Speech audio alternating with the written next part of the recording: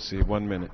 I thank the gentleman for yielding and thank him for giving us this opportunity to discuss an important matter, the integrity of Congress on the floor of the House. I, too, want to join distinguished Majority Leader Mr. Cantor in praising the leadership of Congresswoman Louise Slaughter, our ranking member on the Rules Committee, and Congressman Tim Walz for their extraordinary leadership over time, their persistence, the approach that they have taken to this to remove all doubt in the public's mind, if that is possible, that we are here to do the people's business and not to benefit personally from it. I listened attentively to the distinguished Majority Leader Mr. Cantor's remarks about the Stock Act and its importance, and it just raises a question to me as to if it is so important, and it certainly is, that why we could not have worked in a more bipartisan fashion, either to accept the Senate bill, which was developed in a bipartisan fashion and passed the Senate, what was it, 94-6? 94-6. It's hard to get a result like that in Congress these days, but they were able to get the result because they worked together to develop the legislation. We had two good options. One was to accept the Senate bill or to take up the Slaughter-Walz legislation, which has nearly 300 co-sponsors, almost 100 Republican co-sponsors on the original Stock Act. The discharge petition has been calling upon the leadership to bring that bill to the floor. What's important about that is that when we passed, we could go to conference and take the best and strongest of both bills to get the job done. Instead, secretly, the Republicans brought a much diminished bill to the floor. It has some good features, so I urge our colleagues to vote for it to bring the process along. What's wrong about it is, though, it makes serious omissions. And I want to associate myself with remarks that have been made earlier, but I think they bear repetition in any event. Senator Grassley's remarks are stunning, and really a stunning indictment of the House Republicans in terms of their action on this bill. He said, and I know my colleague has read this into the record already, but I will too, Senator Grassley said, "It's astonishing and extremely disappointing that the House would fulfill Wall Street's wishes by killing this provision." That would be the provision on political intelligence. The Senate clearly voted to try to shed light on an industry that's behind the scenes.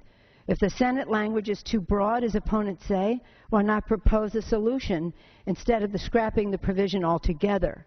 "I hope to see," Senator Grassley said, "a vehicle for meaningful transparency through a House-Senate conference and other means. If Congress delays action," as Chairman Conyers just said, "if Congress delays action," said Senator Grassley, "the political intelligence industry will stay in the shadows just the way Wall Street likes it." Well, this Senator's statement is very widely covered. The Hill today has a big full-page, Grassley, Republicans caved. Iowa Senator says House doing Wall Street bidding. I think it's important to note that on the Senate side there was interest in doing this study that is now in the House bill, and it was rejected by the Senate by a 60-39 vote to include the political intelligence provision in the bill, rejecting the study. Now that that's already been rejected in the Senate, it's resurrected on the House side, a weakening of the bill. So whether it's the political intelligence piece proposed by Senator Grassley or Senator Leahy's piece about corruption, I think it's really important that those two elements be included in the bill.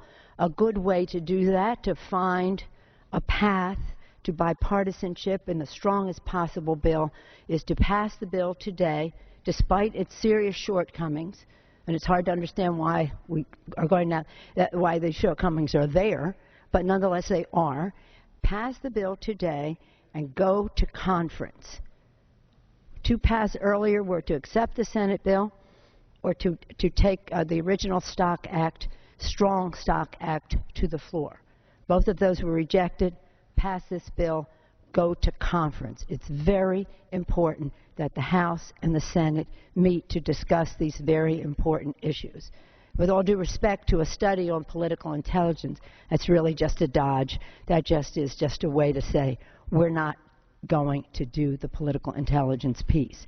So again, with serious reservations about the bill, but thinking it's the better course of action is to pass it, and I don't want anybody to interpret the strong vote for it to be a seal of approval for what it is, but just a way of pushing the process down the line so that we can move expeditiously to go to conference for the strongest possible bill. I want to close again by saluting Congresswoman Louise Slaughter and Congressman Tim Walz for their relentless, persistent dedication to this issue. Had they not had this discharge petition and the nearly 300 co-sponsors, bipartisan, nearly 100 of them Republicans, I doubt that we would even be taking up this bill today. So congratulations and thank you. With that, I yield back the balance of my time. Gentlelady yields back. Gentleman from Texas.